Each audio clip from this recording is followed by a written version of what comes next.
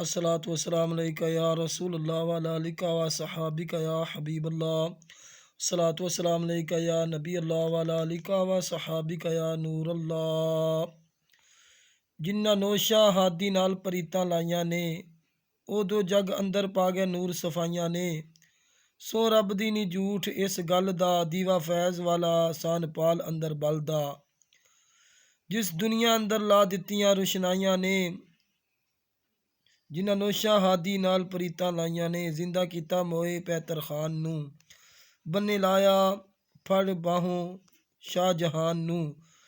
गल्लां पढ़ियां विच किताबां ना दिलों बनाइयां ने, जिन्हां नोशा हादी नाल परीतां लाइयां ने। लड़ लगे जेड़े शाह सुल्तान दे, रे खतरे न हशर मैदान दे।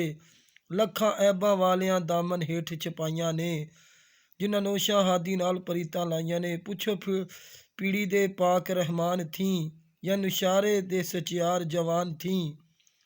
जिन्हां इश्क नशाई वालियां खारियां चाइयां ने, जिन्हां नोशा हादी नाल परीतां लाइयां ने।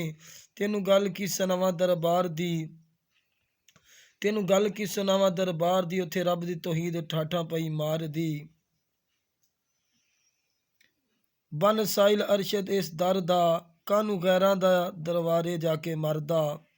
असा तक्या इस घराने बेपरवाइयां ने, जिन्हां नोशा हादी नाल परीतां लाइयां ने। सुबहान अल्लाह। तमाम आशिकां ने औलिया कराम चैनल को लाइक सब्सक्राइब शेयर कर दें। अस्सलाम वालेकुम व रहमतुल्लाहि व बरकातुहू।